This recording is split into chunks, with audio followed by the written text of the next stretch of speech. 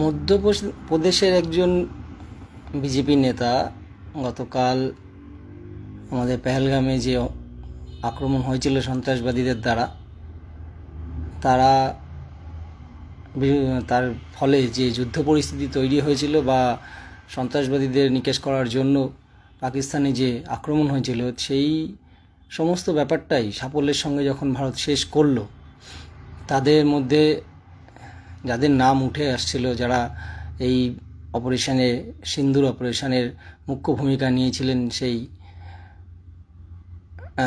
সফিয়া কুরেশি, ভূমিকা সিং, তাদেরকে নিয়ে বক্তব্য রাখতে গিয়ে বলেছেন যে পাকিস্তানের সন্ত্রাসবাদীদের শেষ করার জন্য তাদেরই বোনকে পাঠানো হয়েছে এবং মোদিজি পাঠিয়েছেন এবং তাদেরকে নিকেশ করে বা শেষ করে দিয়ে এসছেন। এখানে প্রশ্ন জাগে যে আমাদের ভারতীয় জওয়ান যারা আমাদের ভারতবর্ষের সুরক্ষার কাজে নিয়োজিত আছেন, তাদের মধ্যে হিন্দু আছেন, মুসলিম আছেন, শিখ আছেন, শাহী আছেন, আমাদের বাঙালিও আছে, প্রচুর মানুষ আছেন, বিভিন্ন জাত বিভিন্ন ধর্মের মানুষ আছেন। তাদের মধ্যে সফিয়া কুরেশি কি ওই সন্ত্রাসবাদীদের বোন মনে হলো বিজেপির ওই নেতার? প্রশ্নটার থেকেই গেল। জাত পাত ধর্ম নির্বিশেষে সবার উপরে ওনারা উঠে আসতে পারছেন না, পারবেনও না। ঘুরে ফিরেছে ওই একই জায়গায়, একইভাবে ওই একটাই তাদের ইস্যু, সাম্প্রদায়িকতা, সেটাকে নিয়েই তারা তাদের রাজনীতির আঙ্গিকে বেঁধে আছেন।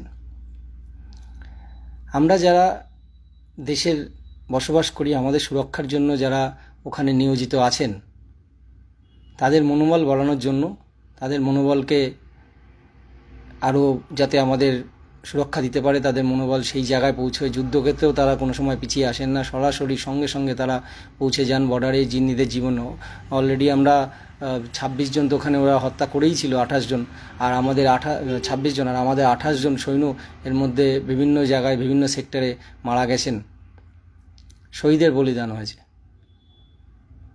তাদের উদ্দেশ্যে এই বাণী, এই বক্তব্য একজন রাজনৈতিক নেতার শুধু একরাশ ঘৃণাই ছড়ায়, আর কিছু ছড়ায় না। এখনও সময় আছে। দেশটা সেকুলার দেশ, দেশটা প্রজাতান্ত্রিক দেশের যা নিয়ম, যা নীতি, যা সংবিধান, সেটাকে মেনে নিয়ে সবাইকে সাথে নিয়ে এই দেশটাকে সংঘবদ্ধ করা এবং দেশটাকে সুষ্ঠু সফলভাবে মানুষ যাতে বেঁচে থাকতে পারে, মানুষের খাদ্য, বস্ত্র, বাসস্থান ইত্যাদির জন্য সবাইকে সাথে নিয়ে চলাই একজন রাজনৈতিক নেতার উদ্দেশ্য হওয়া উচিত। কিন্তু উনি যে বক্তব্য রাখলেন, সেই বক্তব্যে শুধু ঘৃণা ছড়ালো এবং একটা রাজনৈতিক দলের যে মূল এজেন্ডা, মূল উদ্দেশ্য, সেটা বারবার আবার কঙ্কাল ছাড়ে বেরিয়ে আসলো। তাই যারা দেখছেন, যে যুব সমাজ আজকে পাকিস্তানের বিরুদ্ধে ভারতের লড়াইকে, যাদের রক্ত গরম হয়, যারা চাইছেন যুদ্ধ হোক, পাকিস্তানকে শেষ করে দেওয়া হোক, কিন্তু পাকিস্তানকে শেষ করে দেওয়া, যুদ্ধ হওয়া, সন্ত্রাসবাদকে দমন করা আপনি ঘরে বসে মোবাইলে, ফেসবুকে, হোয়াটসঅ্যাপে হবে না। যারা ওই যুদ্ধক্ষেত্রে আছে তাদেরকে নিয়েই হবে। তাদের জাতপাত দেখলে তো হবে না। আমাদের দেশে তো জাতপাত দেখে তাদেরকে পাঠানো হয়নি, সবাই লড়েছে। সফিয়া কুরেশি যেমন লড়েছে, ভূমিকা সিংও লড়েছে। কারণ সবারই সমান অধিকার, সবারই সমান ওখানে সাফল্যের রয়েছে।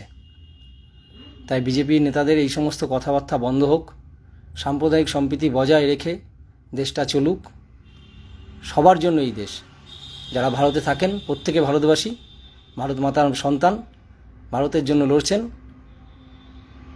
প্রত্যেকের সমান অধিকার, সমান চোখে দেখা উচিত। দলিত, উচ্চ নিচু, বর্ণ, হিন্দু, মুসলমান, শিখ, সাই, এই সমস্ত করে রাজনৈতিক দলগুলো যে দাঙ্গা পরিস্থিতি, যে সাম্প্রদায়িক সম্প্রীতি নষ্ট করার পরিস্থিতি তৈরি করছেন, সেটা থেকে বিরত থাকুন। ধন্যবাদ।